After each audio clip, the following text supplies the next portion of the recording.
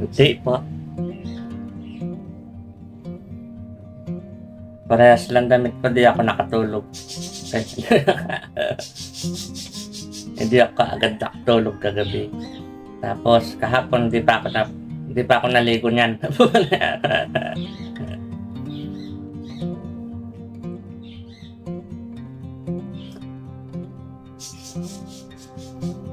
Since bakasyon, tapos 7 o'clock na, mahaga na akong nagising yan, kung tutuusin. Kasi pag may pasok, gising ako mga 4:30 ng umaga, gano'n. Kaya nagluluto kong almusal yung mga anak ko.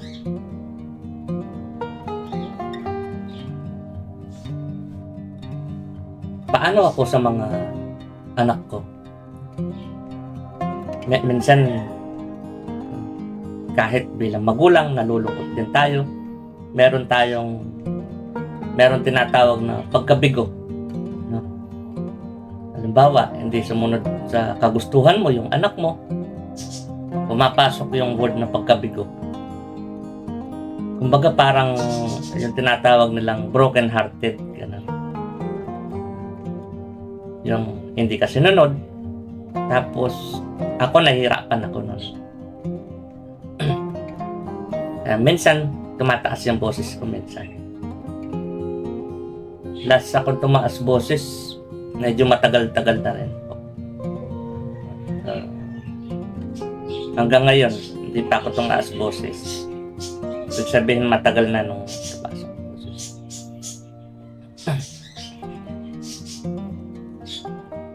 Mahirap din bilang magulang. Bawat individual sa atin, meron tayong kinakaharap, no? Halos palagi naman, bilang kung anong posisyon natin, no? Kasi bawat individual sa atin, let's say ikaw, meron ka ring mga anak, so may posisyon ka na bilang magulang.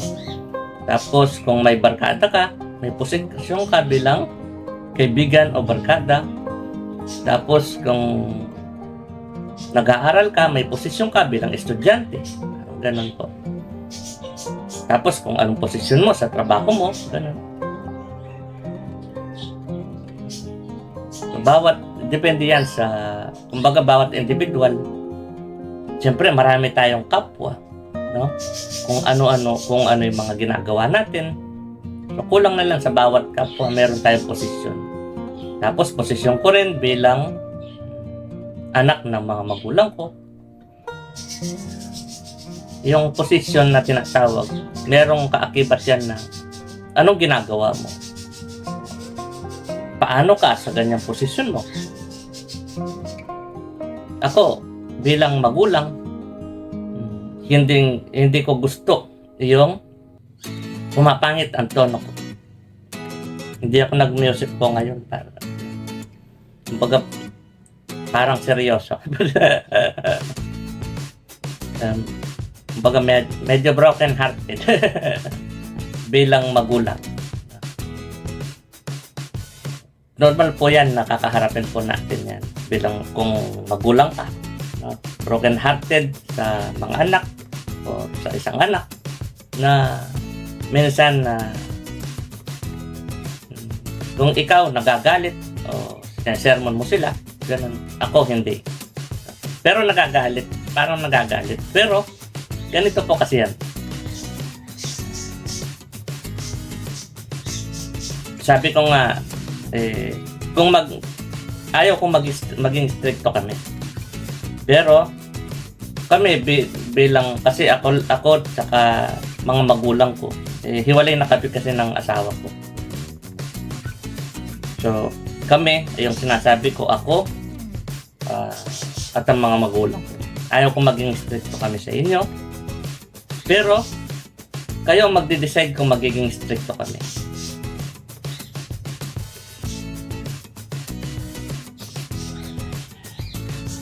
Stricto pagdating sa akin is hindi ko naman kasi kaya na bawal na lumabas, ganyan.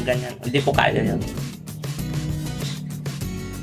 Mga magulang ko kaya nila. Pero, hangga't maaari, ayok kasi sobra. Ayoko sobrang higpit. Maging sa, nung nasa rehab ako, nung high ranking ako doon, hindi ko gusto yung sobrang higpit. So ngayon, napansin ko,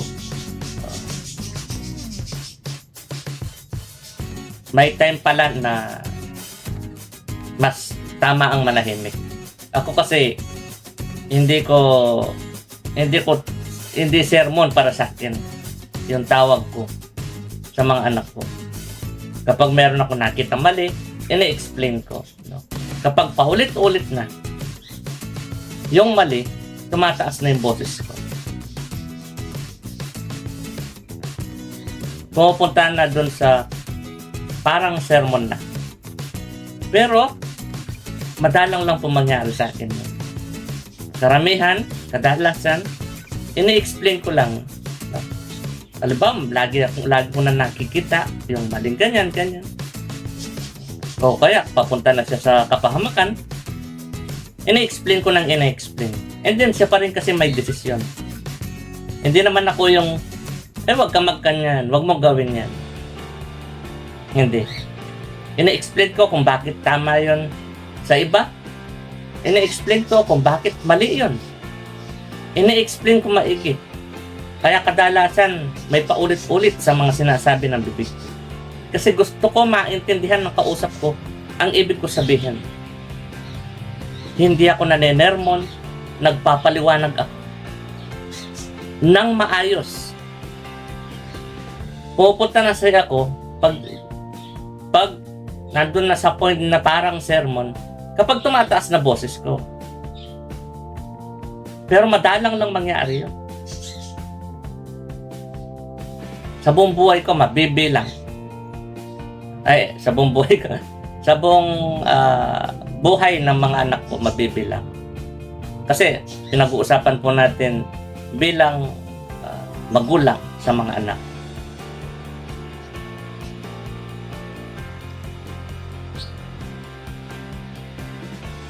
Ngayon, napansin ko, may time pala na nagsasawa ang kausap mo. Kumbaga, minsan naiinis na pala yung kausap mo. Ako kasi bilang magulang, tinuturing ko rin ang mga anak ko na barkada, mga kaibigan, na pwede kong payuhan.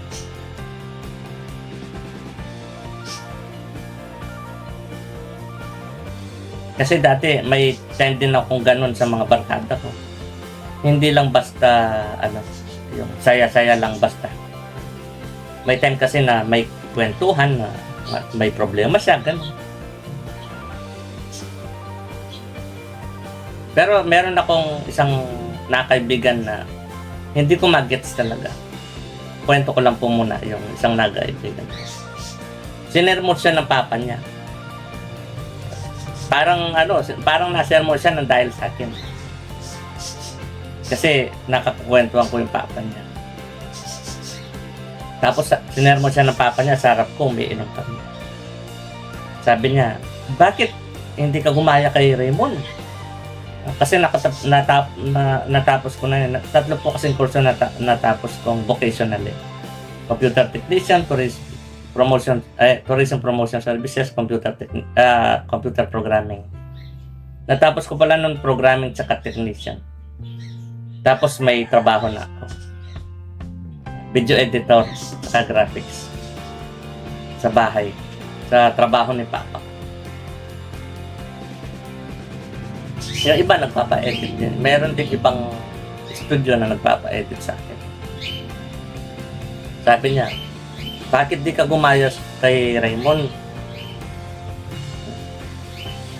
May trabaho siya.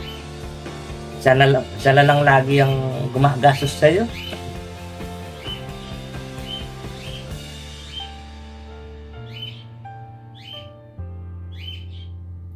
Alam niyo po, kinabukasan, yung kaibigan kong yun, nag-iba yung timpla niya sa akin. Parang sa akin pagalit.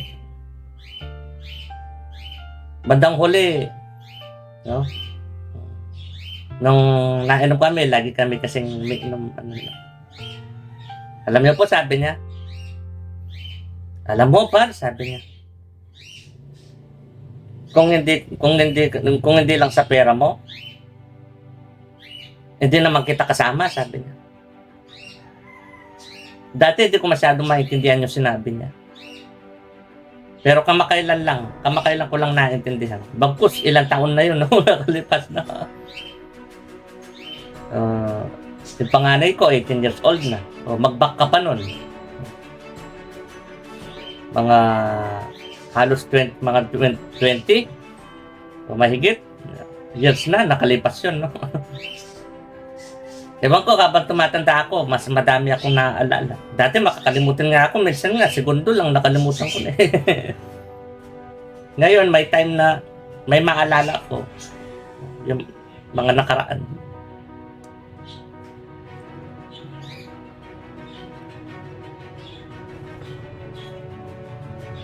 Pero, yun nga, yung naintindihan ko na yun, kamakailan ko lang naintindihan nung naalala ko.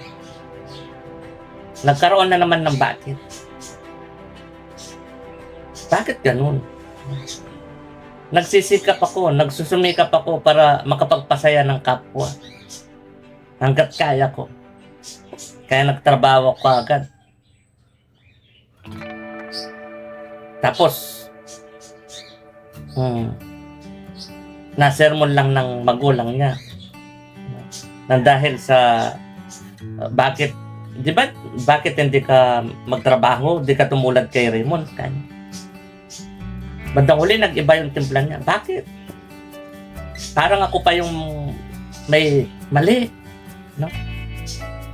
Parang mali ang ilibre siya, mali ang may trabaho ako, mali ang sana makita niya, no? Sana na magkaroon siyang aral doon na pagdating sa usaping yon sa trabaho, siya yung minsan kasi yung ibang kapwa ang pagkukulang ay maituturing na pagkakamali. So siya yung may pagkukulang kasi nasa stage kami ng pag-aaral ng kolehiyo nun kung tutusin. Yung iba naman nagtatrabaho na, pero sa panahon kasing yun uso pa nun, yung hindi nag-aaral, tambay. Kaya ako, kagad ako nagkatrabaho. Pagkatapos ko ng 4th year, 2 years lang, may trabaho na ako. Computer technician, tapos video editor, tsaka graphics, sa mga picture.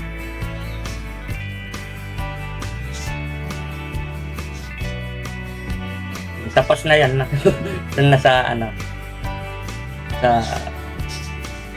kailangan ko kasi po kung saan halos napansin ko sa video ko, wala naman akong binabasa doon. Wala naman akong binabasa. Kung may babasahin ako, nyo naman sa video, maiintindihan nyo naman. Wala naman akong binabasa. Bawa doon, nakatingin ako doon. Marami kasi andito, yung vape, yung flash drive, remote, and ilaw. Ito, ilaw dito. Ayun. Monitor. Ginawa kong ilaw. Background ko yung white. Wala man akong binabasa sa bakit Pero may time na may binabasa pa ako, no? Pero maintindihan naman sa video. Bakit parang mayroon no?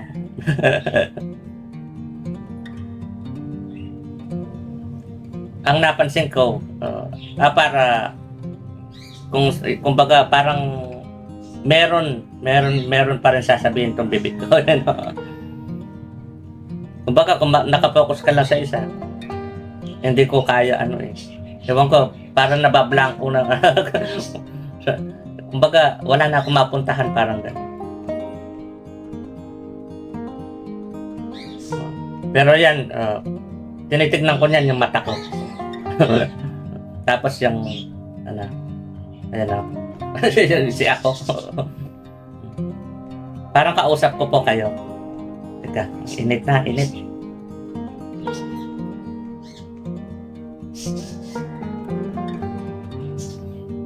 Pero ang mahirap sa akin parang kausap ko nga kayo.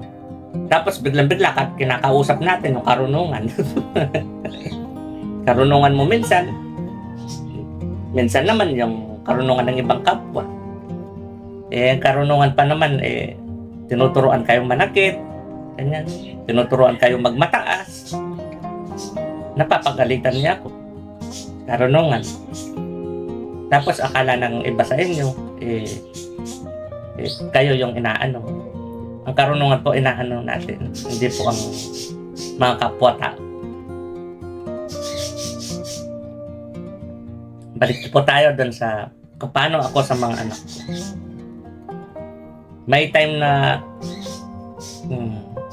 mas tama pala ang manahimik.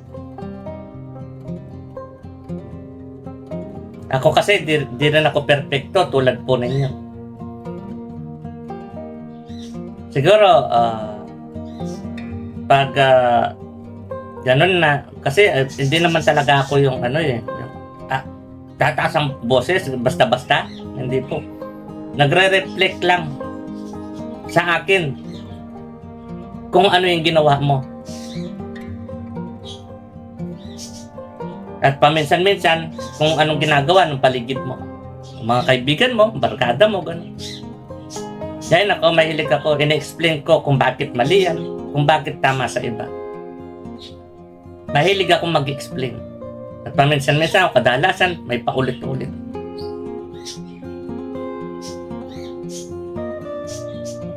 Pero may time pala na ang kausap mo nagsasawa sa iyo. Nagsasawa sa sinasabi mo.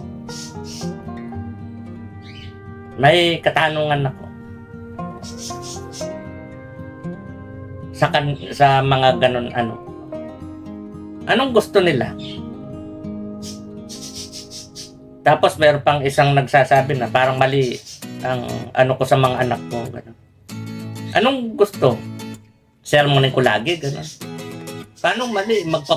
Mapagpakumbaba ang mga anak ko. Ganun ang turo ko sa kanila. Pagpapakumbaba, pagmamahal sa kapwa, ano man ang ginawa nila, mahalin pa rin. Kung sa palagay mo, makakapahamak sa'yo, umiwas ka. Yan, pag hindi ka umiiwas, pwede ka mapahamak. Parang ganito po kasi yan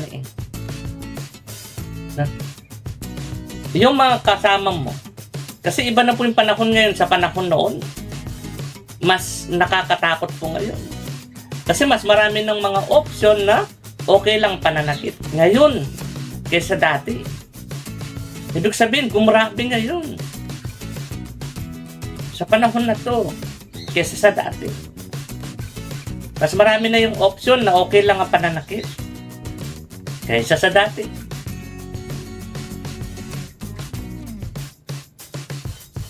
Parang ganito po yan. Yung mga kasama mo, halos paratot. Oo, naiintindihan ko yan. Mayabang, ganyan. Marami akong nakaibigan na gano'n. Ang dami kong grupo, iba-ibang grupong na ko nun. Uso yung away nun. Buti na lang. Ayan. Buti na lang, maganda desisyon nila. Tinanggal nila yung pagkausong away. Mabait sila, mabait. Kaya nakita ko, yung sinasabi yung masamang gawain, halimbawa, yung mga umiinom lagi, nagbabarkada, yosi, ganyan. Yung drugs kasi, ilang ko lang na, nung naghiwalay lang kami talaga ng asawa ko, halos Pero marijuana, nakailan na rin ako. Nung tumira siya muna sa sa kaya kina-Jaring. Pero pag kasama ko, hindi, yung marijuana, nakailan na rin ako nun. Pero yung hindi ko kasama, nung tumira muna siya kina-Jaring, kasi nag-focus ako sa anong tawag ko. Nainip ako.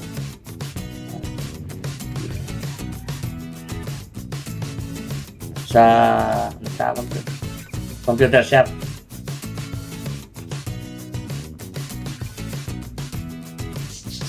Nabalik ako sa inom. Bago kasi mag-computer shop ako, 1 year na ata, na hindi ako umiinom nun. Tinanggal ko yung alak. Tapos nung nag-shop ako, nainom ulit ako.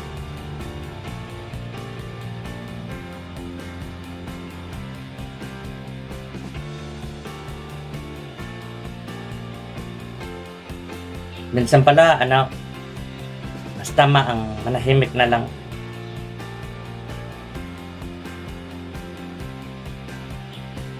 May time kasi pag di ako mahikahinga, para akong, tapos nasisigaw yung si ako, para akong humingi na sa klolo.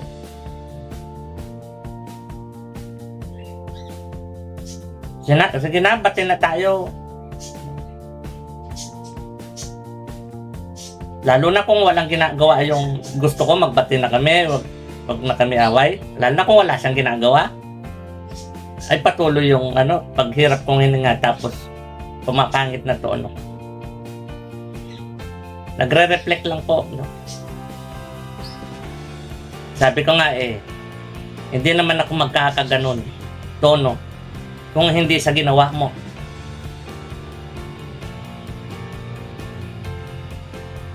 Siguro, madalang ko lang kasing, parang napagsabihan, ganon. Ako kasi, ini-explain ko lang kung bakit mali yung kaibigan mo sa ginawa niyang ganyan. Yan, ikaw pa rin may desisyon. Parang kasi, ganito po kasi yan. Paratot yung kaibigan mo. Mayabang kaibigan mo. Naiintindihan ko yan. Marami akong nakaibigan, mayabang. Pero, mababait sila. Tayong dalawa naiintindihan natin. Paano yung ibang taong nakakita? Hindi nila naiintindihan ng kaibigan mo. O yung iba, pwede siyang saktan. Sino kasama niya? Kung kasama mo. Kung kasama ka doon, ng kaibigan mo, pati ikaw pwedeng madamay.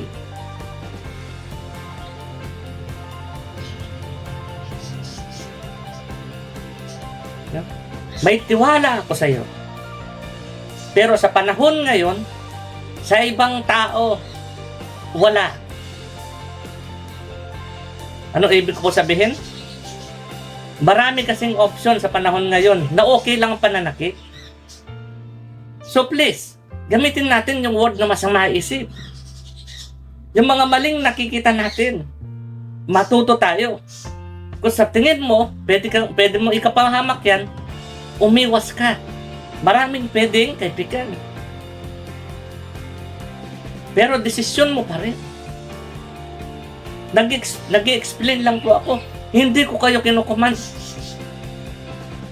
Ini-explain ko kung bakit mali yan, kung bakit tama sa iba. At naiintindihan ko yan. Ang dami kong mga kapwa na nakahalubilo.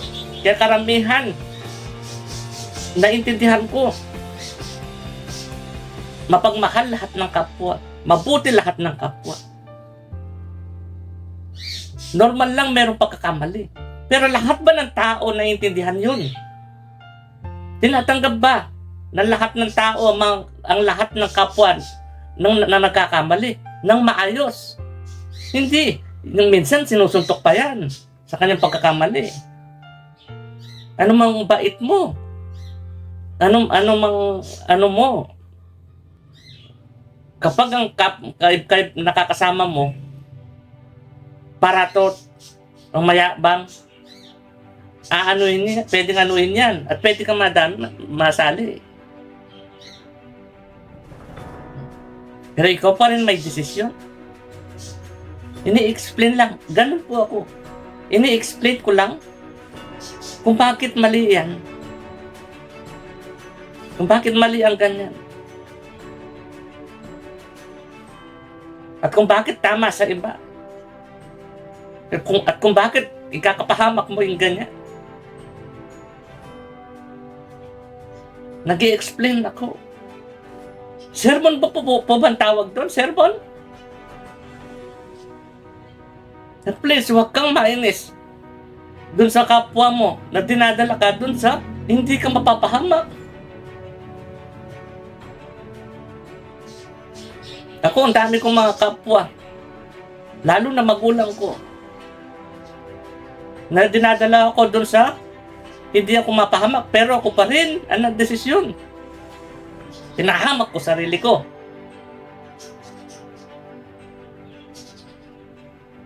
Dami kong maling dinesisyon.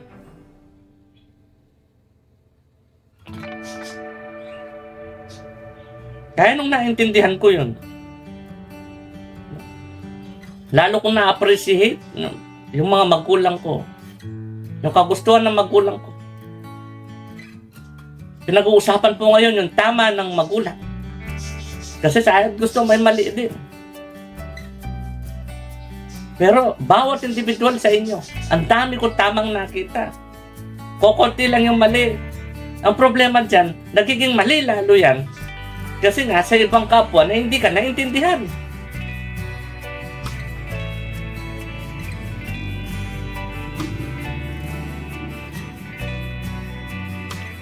Dahil na yung sinasabi nilang mayabang, kung makilala mo ang babait ng mga kapwa natin, kahit yung sinasabi mo mayayabang, kapag nakakwentuhan mo, ay, yan yung mga nakakatawa kung tutuusin eh. Nakakatuwa sila.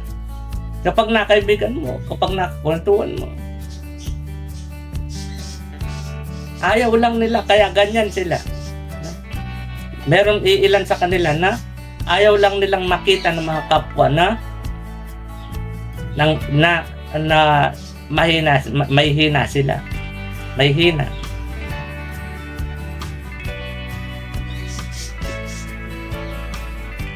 Nababait mga kapwa natin. Ang problema po kasi, marami mga kapwa pa rin na hindi naintindihan ng ganun. Pinipili pa rin yung maling nakikita. Please, kapag mayroon tayo nakikita mali, i-verify natin. And then magkaroon ng explanation, bakit mali yan? And then matuto. Matuto sa pagkakamali. Para sa kapwa. Mahalin pa rin ng kapwa. Hindi ang kapwa ang pagkakamali. Lagi ko sinasabi. Hindi tayo ang pagkakamali. Meron lang tayo pagkakamali. Please, mahalin ang kapwa. Huwag ang pagkakamali. Para mapatay natin ang pagkakamali, matuto. Pero yung mga kapwa nagkakamali, huwag mong kamuhian. Mahalin mo ang kapwa, hindi yung pagkakamali. Kasi kung ang pagmamahal mo ay nasa kapwa, ano mong pagkakamali niyan, mahal mo pa rin. Kung sa tingin mo, makakapahamak sa'yo, iwasan mo. Mahalin mo rin sarili mo. Meron kasi pagmamahal na, mahal mo pa rin kapwa mo, ano man ang kanyang pagkakamali. Mahal mo pa rin ang kapwa mo, kahit na iniiwasan mo, si ganyan, mahal mo pa rin siya. Para yan sa sarili mo. Alagaan mo sarili mo.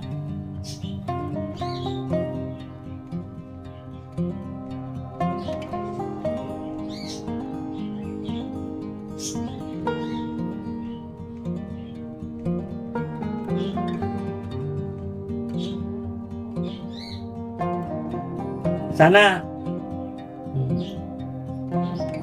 gustuhin mo rin na intindihin ng kapwa. Huwag yung palaging gusto mo, ikaw lang ang iniintindi.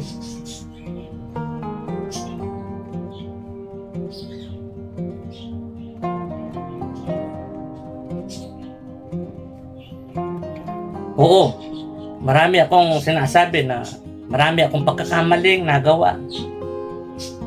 Pero wala po ako sinabing wala akong tama.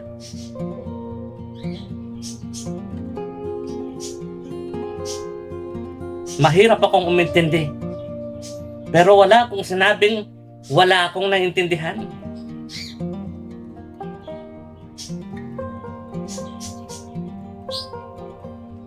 Wala pong perpekto. Walang perpektong tama, walang perpektong mali. Hindi ako perpektong tama. Alam mo po bang hindi rin ako perpektong mali?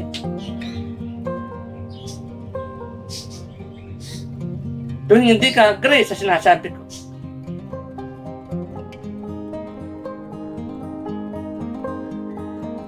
Ang hirap kasi, no? Ang dami ko ng in other sentence. Yung iba, karamihan pa ulit-ulit pa. Tapos di pa rin maintindihan ang ibig ko sabihin. Kapag parang kumukontra sa kagustuhan mo, nakakalit ka pa? Intindihin mong maigi, please. Matuto kang umintindi. Hindi yung gusto mo, ikaw lang laging naiintindihan. Alam mo bang naiintindihan kita? Meron ka rin pagkakamali. Hindi lang tama, meron ka. Kaya ikaw nakausap ko tuwing nasasabi kung anong mali mo. Huwag kang magalit. Huwag mo sabihin hindi kita naiintindihan. Naiintindihan kita. Tao ka rin tulad ko na may pagkakamali din. Ang hindi nakakaintindi sa iyo, sinasabi lahat ng tama mo.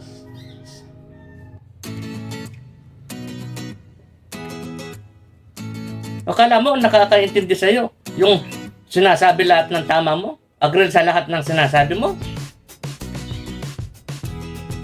Yun yung nakakaintindi sa iyo? Mali ka dyan. Bakit perfectong tama ka?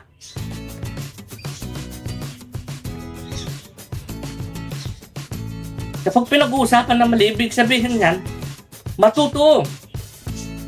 Hindi kita iniinsulto, hindi ko iniinsulto, nino man. Ang iniinsulto ko, ang mali. Sa paraan ng matuto.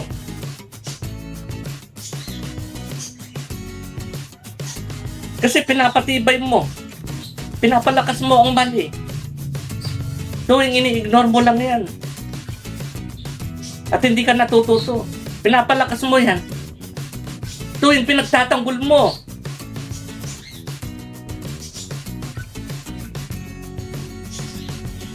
Nag-explain lang ako. And then, at the end, ano sinasabi ko?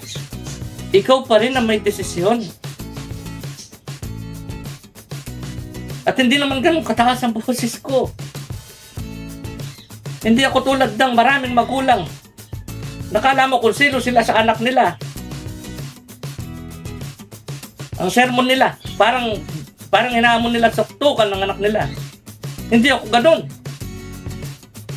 Nakakaganon lang ang tono ko kapag sumusobra ka na.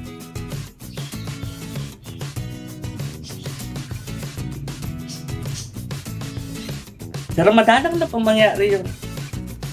Ganon tono ko sa mga anak ko. Sobrang dalang. Yung pangit na tono, yung mataas na tono.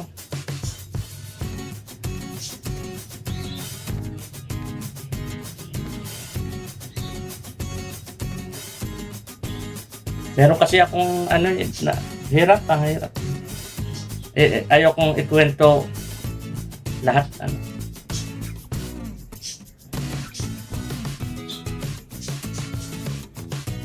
Pati sa napangasawa ko, ayaw kong kwento lahat. Sa public.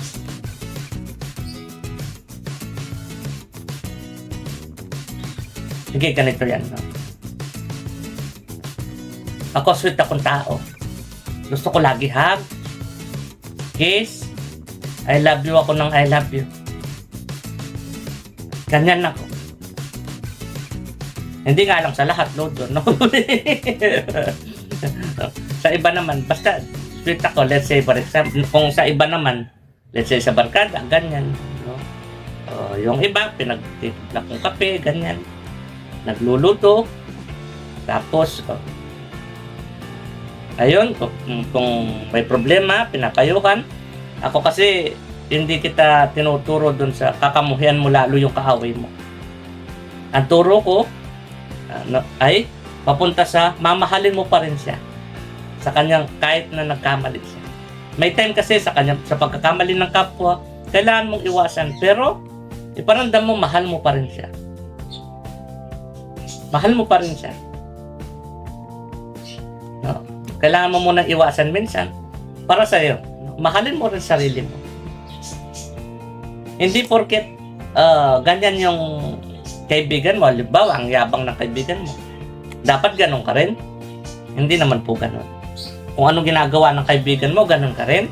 Hindi naman po ganun. May desisyon ka pa rin. Ngayon, may mga kaibigan na pwede ka mapahamak. Halimbawa, yung kayabangan na tinatawag. O yung, kung ikaw naiintindihan mo kaibigan mo. Ako, ganyan din, naiintindihan ko kaibigan. Na kaibigan ko. What if yung iba hindi nila naintindihan siya? Saktan siya, pwede ka madamay. Pero may kanya-kanya pa rin desisyon, no? Mahalin pa rin ng kapwa. Minsan ang pagmamahal sa kapwa, inuulit ko, pag-iwas. Para sa sarili mo, hindi ka mapahamak. Pero mahal mo pa rin siya.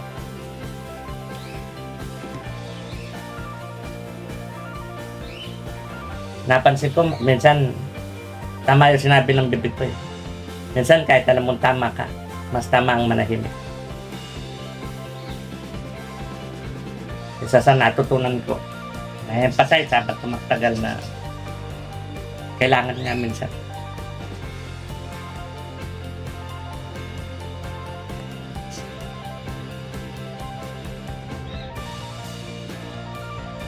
And then, nagre-reflect kasi sa akin kung paano ka. Pero sinisikap ni ako na ako ang magde-decide.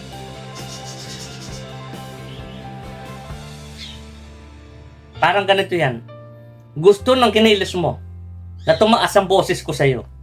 Pero sinisikap ko makontrol ang sarili ko na wag.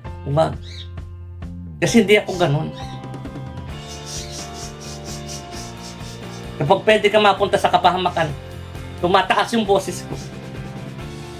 Sinisikap ko sarili ko, wag, mali pa rin ang pagtaas ng boses.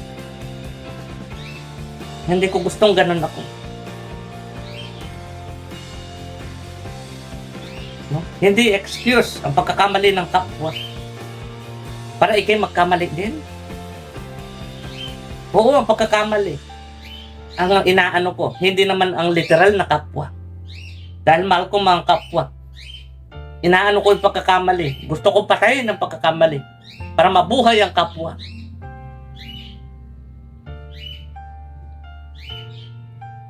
Pero hindi excuse yun para sabihin kong tama ang pagtaas ng boses ko. Hindi ko gusto ang pagtaas ng boses ko.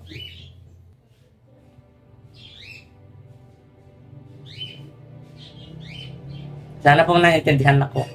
Kung wala man sa mga script nyo o naiintindihan nyo noon pa, kung paano ako, bakit ganyan. Sorry po, no? Kung wala sa script nyo karamihan.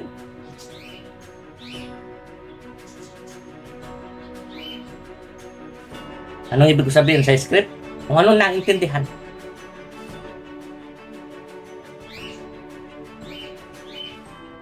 Kung ano nakasulat sa naiintindihan mo, yun lang. Kapag meron kang bagong pagkaintinding nakakaharap, ayaw mo. Hindi mo kayang tanggapin. Walang ganyan. Imposible yan, hindi pwede yan. Pero po pwede.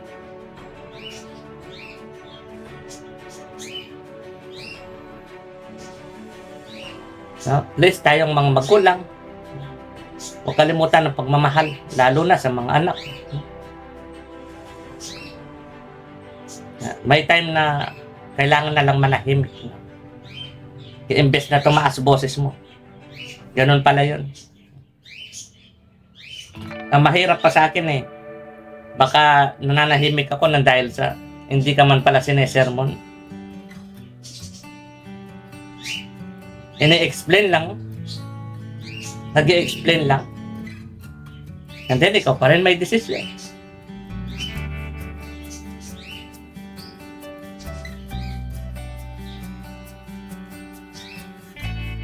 And then, paano ako ngayon pala?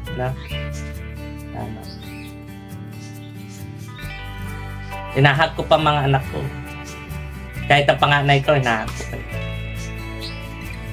Panganay ko, madalang ko na lang mahal. Pero sa likod niya, nakaganyan. Siyempre, dapat din nakatikit yung puti-puti. Yung parehas kami lalaki.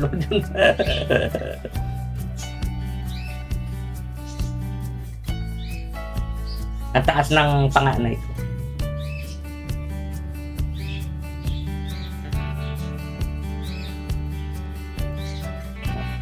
Sana ano kaya ang pwedeng gawin, no? Para makita ng kapwa kung ano yung importansya mo, no? Sa kanila. Please, turuan niyo po ako. Paano pala ako sa... Pag may pasok sila, nagigising ako halos 4:30, 5 o'clock. Tapos lagi ako nagpapaliwanag. Ayaw kasing mahantong dun sa sermon. So, paliwanag ako ng paliwanag. Ako, hindi ako konsentidor. May kanya-kanya kasing desisyon. Pero pag sobra na,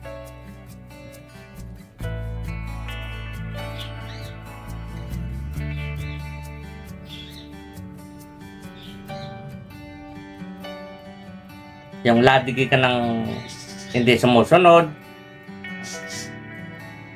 sa binigay na oras, ganyan.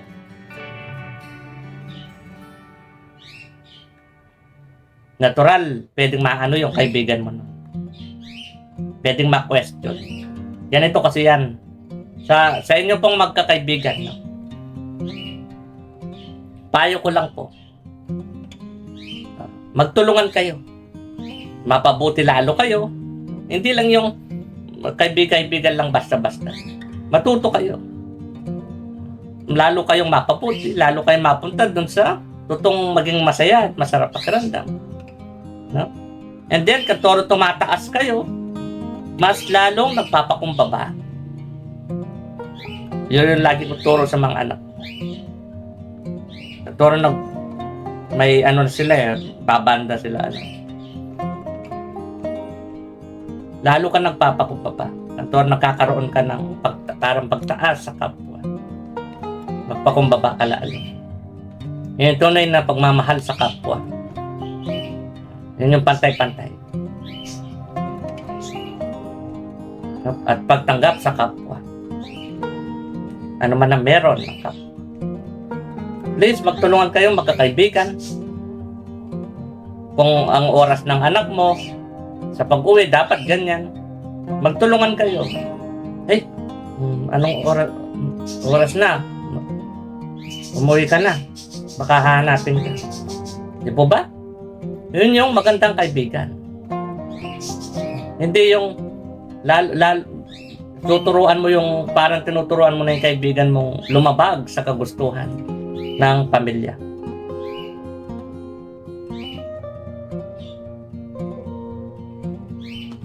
Natutunan ko unti-unti, mas lalo ko naintindihan yung sinabi ng bibig ko. Kahit alam mong tama ka, tama ang sasabihin mo, minsan mas tama ang manahimik. Unti-unti mas lalo ko naintindihan.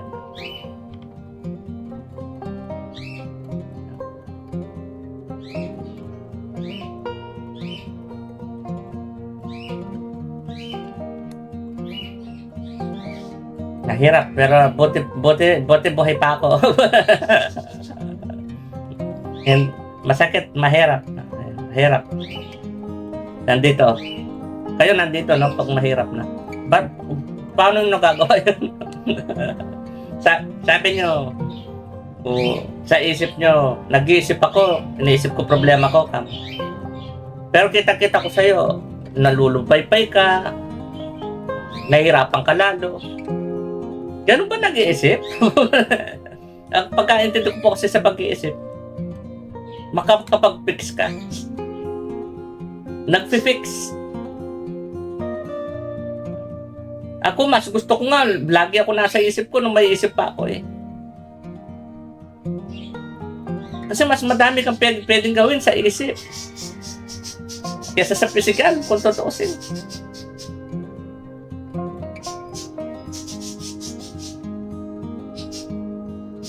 Wala na ako ganon. Tapos di ko na rin kaya mag-pray. Parang nandito. Dito. Hanggang dito. Yung pakiramdam na ano. Tapos yung dito naman. Parang para mapunta kayo dito.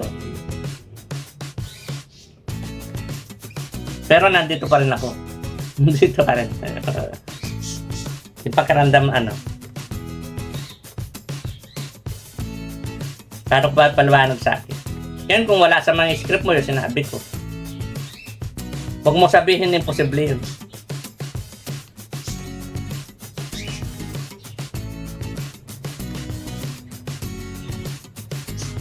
Kung sasabihin mo imposible, hindi lahat ng sinasabi nyo imposible, kaya lahat ng kapwa ko.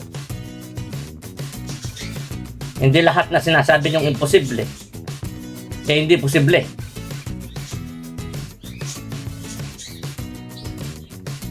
Ano ba kagawa ko ganun eh? Lord John, ano kaya magagawa ko? Sinasabi nila imposible. Ganyan, ganyan, ganyan. Ano magagawa ko nangyayari? No? Tapos pinipilit mo pang ano, imposible. Ang hirap. Paano ko ba ipaliwanag? Paano ko ipasaksi?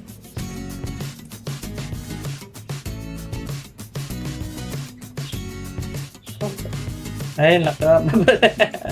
Sabi nila, hindi lahat mapiplease. Hindi lahat mapiplease mo. Ano po ang ibig sabihin nun base sa pagkaintindi ko?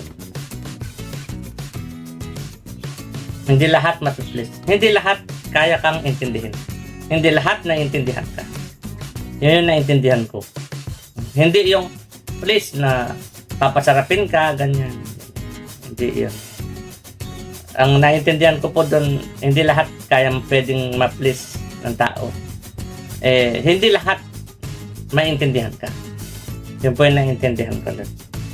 Sige po, paano daw ako sa mga anak ko? Mga anak ko, tinuturing ko rin silang kaibigan.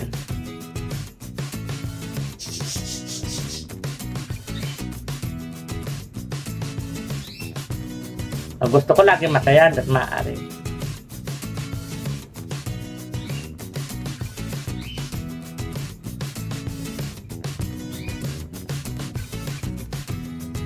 Tapos, ano po na? Hindi na ako nagbisyo. Yung bawal, pati yung anong tawag doon? Sigarilyo. Di na rin ako nagbarkada.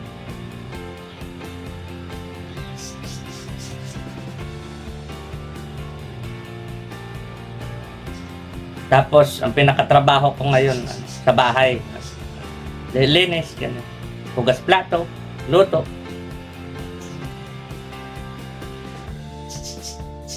Naasikaso mga bata. Wala po ako literal na trabahong ano. Bawa, nagre-repair ganun.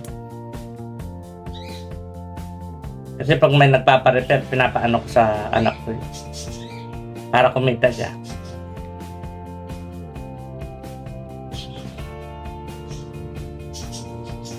Wala akong literal na trabahong ano. Yung para kumita ano.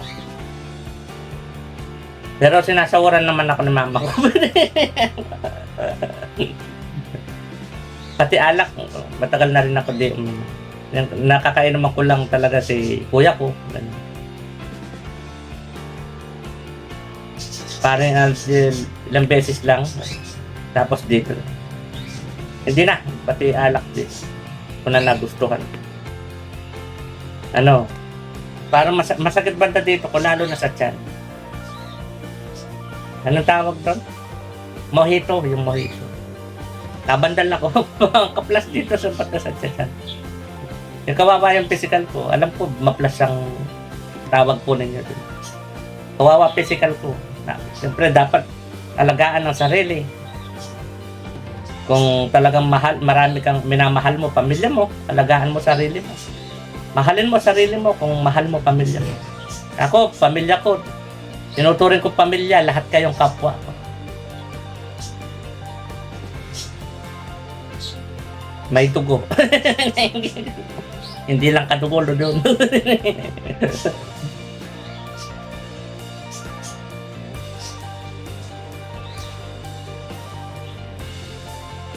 Ayun, pinaka ano namin, at least kahit papaano sa content pagkain, tapos ano pa, pang kuryente namin, gano'n. sa sa upa. Yun na, maliliit lang yung bahay namin dati. Nung kasama ko pa yung napangasawa ko. Yung bahay namin. Maliit lang. Tapos, kamag-anak halos namin. Tapos, para namin silang pamilya. Maliliit lang, parang kwarto lang. Pero at least, kahit papaano, nakakatulong sa pangkain namin, nakapandagdag. Tapos, parang hindi kami nag-iisa dito. Kumbaga, dumami kami tapos parang lumaki yung pamilya namin. Babait pa nila.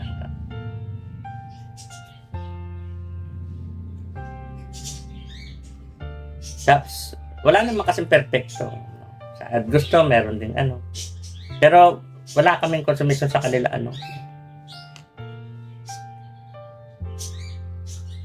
Tapos pinagbawal kasi namin na kung sino-sino isama.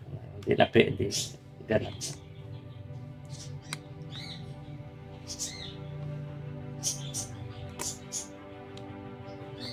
Nasaan na ako? Sige po. 50 plus minutes na. Medyo broken hearted. Hindi sa babae na po. Hindi sa babae. Sa siguro meron akong mga decision na possible mali, ganun. Pero no worries po, no? Hindi po drugs yan, no? Hindi rin pag-inom ng alak, hindi na ako nagganon. Hindi rin pag-yosi, hindi rin ganun. Sa kapwa. Siguro yung ugnayan ko sa ibang kapwa siguro. No, hindi rin siya makulang ko, Mga makulang na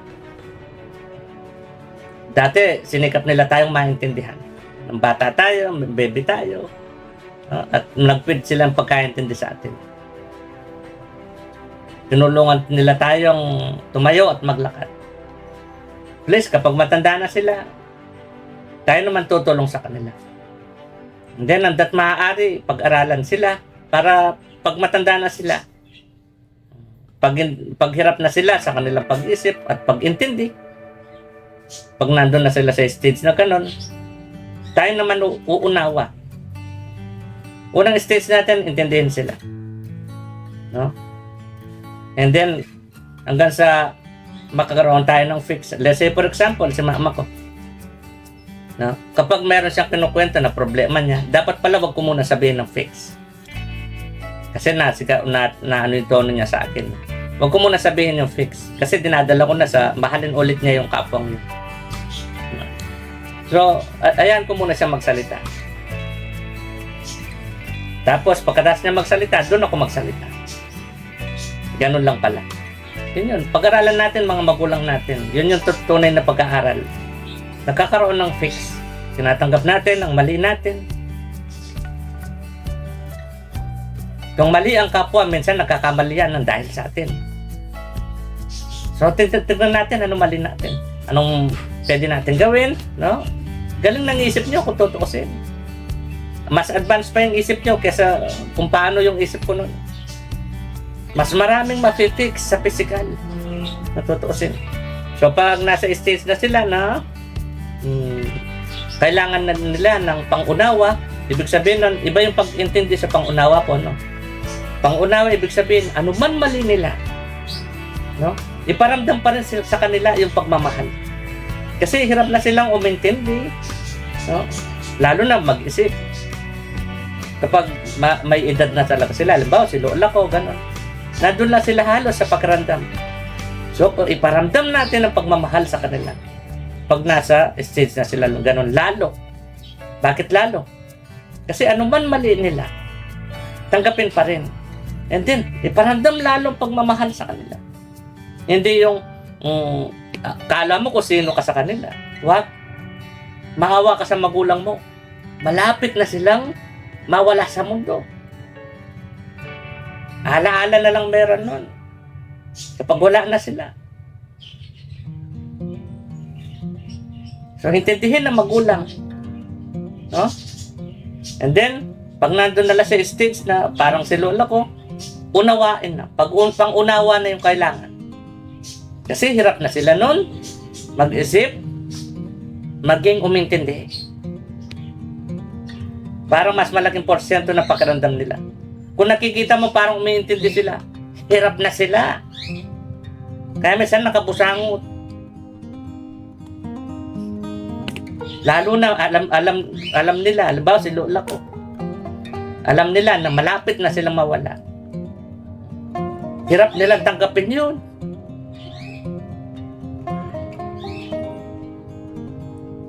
Kaya please, mahalin mga magulang.